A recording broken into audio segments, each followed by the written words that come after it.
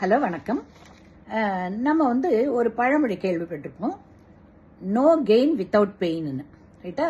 So ஒரு gain வரணும்னா அதில் சில பெயினை நாங்கள் தாங்கி தான் ஆகணும். அப்போ தான் நம்ம வெற்றி அடைய முடியும். அதுக்கு ஒரு சின்ன எக்ஸாம்பிள் சொல்கிறேன். இப்போ ஒரு பெரிய பாறாங்கல் இருக்குன்னு வச்சுக்கோங்க. அதை சில தட்டுங்க இந்த உளியால் தட்டின உடனே ஒரு படிக்கல்லாம் மாறிடும். கோயிலில் ஒரு படிக்கல்லாம் வைக்க முடியும். ரைட்டா?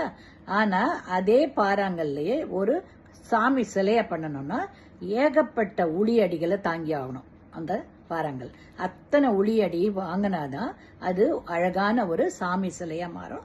அது கர்ப்ப கிரகத்துல வைப்பாங்க. ரைட்டா? அத்தனை உளிகள் அடி வாங்கின அந்த சாமி சிலை சாமியா எல்லாரும் தெய்வமா போட்டுறாங்க. ரைட்டா? கர்ப்ப கிரகத்துல வைக்கிறாங்க. ஆனா அதுவே சில அடிகளோட பினிஷ் ஆகிற அந்த படிக்கல் வாசல்ல இருக்கு.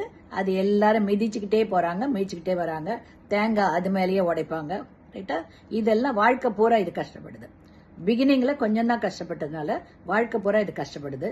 பிகினிங்ல நிறைய கஷ்டப்பட்ட அந்த சிலை சாமியா போட்டப்பட்டு. அதே மாதிரி தான் நம்ம வாழ்க்கையில நீங்க படிக்கும்போது கஷ்டப்பட்டு நல்லா படிச்சு மேல வந்துட்டீங்கன்னா பெரிய பொசிஷன்ல இருந்து வாழ்க்கை பூரா நிம்மதியா இருக்கலாம். ஆனா சின்னப்போ நீங்க வீணடிச்சுட்டு ரொம்ப அலட்சியமா இருந்துட்டீங்கன்னா பின்னால ரொம்ப ரொம்ப கஷ்டப்பட வேண்டியிருக்கும் வாழ்க்கையில. ரைட்டா? இதை ஒரு முக்கியமான எக்ஸாம்பிள் எடுத்து படிக்கிறவங்க நல்லா படிங்க. ஓகேவா? ஹலோ வணக்கம். நம்ம ஒரு பழமொழி கேள்விப்பட்டிருப்போம், நோ கெயின் வித்தவுட் பெயின்னு. ரைட்டா? ஸோ ஒரு கெயின் வரணும்னா அதில் சில பெயினை நாங்கள் தாங்கி தான் ஆகணும். அப்பதான் நம்ம வெற்றி அடைய முடியும். அதுக்கு ஒரு சின்ன எக்ஸாம்பிள் சொல்றேன். இப்போ ஒரு பெரிய பாறாங்கல் இருக்குன்னு வச்சுக்கோங்க. அதை சில தட்டுங்க இந்த உளியால தட்டின உடனே ஒரு படிக்கல்லாம் மாறிடும். கோயில்ல ஒரு படிக்கல்லாம் வைக்க முடியும். ரைட்டா? ஆனா அதே பாறாங்கல்லையே ஒரு சாமி சிலைய பண்ணணும்னா ஏகப்பட்ட உளியடிகளை தாங்கி ஆகணும். அந்த பாறாங்கல் அத்தனை உளியடி வாங்கினாதான் அது அழகான ஒரு சாமி சிலையா மாறும். அது கர்ப்ப கிரகத்துல வைப்பாங்க.